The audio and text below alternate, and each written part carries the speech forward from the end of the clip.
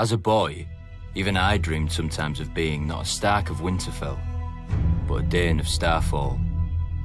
Legend has it that the Dornish founder of House Dayne followed a falling star to where it hit the ground, and there he raised his castle. A fantastic story, I know, but House Dayne has a relic to prove it. Dawn, the most famous sword in Westeros. Forged from the fallen star's cold heart and as strong and sharp as Valyrian steel.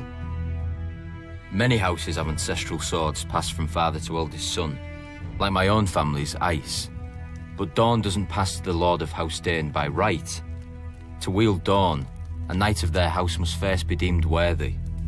It doesn't matter if he's the Lord, a younger brother or a distant cousin. If none are found to be worthy, the blade stays on the mantle in Starfall until the next generation. But Dawn hasn't rested there often. From House Dayne have risen some of the greatest warriors in Westeros. Vaurian Dayne, who was a king and the greatest knight in Dawn before he was defeated by Nymeria. Because of his honor and his prowess, she sent him to the wall in golden fetters and took his heir as her husband. Joffrey Dayne, who answered Aegon the Conqueror's demand to submit by invading Aegon's 7 kingdoms and marching an army to the gates of Old Town, where Aegon had been crowned. And the greatest of them all, Sir Arthur Dayne, the Sword of the Morning. During the reign of the Mad King, a band of outlaws calling themselves the Kingswood Brotherhood terrorized the forest outside of King's Landing. Every force sent after them either returned empty-handed or vanished into the woods, never to be seen again. The king was furious and dispatched Sir Arthur of his own Kingsguard to deal with the threat. Sir Arthur didn't put the villagers to the question or set fire to the woods to smoke out the Brotherhood, as other forces had done. He paid the small folk for the food his men ate, brought their grievances to the king, even won them the right to take a few of the king's deer during the autumn. The forest folk had looked to the outlaws to defend them, but Sir Arthur did more for them than the outlaws could ever hope to do. When a villager led Sir Arthur and his knights to the outlaws' secret camp, the Brotherhood, to their credit, didn't flee. One of their leaders, the Smiling Knight, was a madman. Cruelty and honor jumbled together, but he didn't know fear, not even when Sir Arthur drew Dawn before him.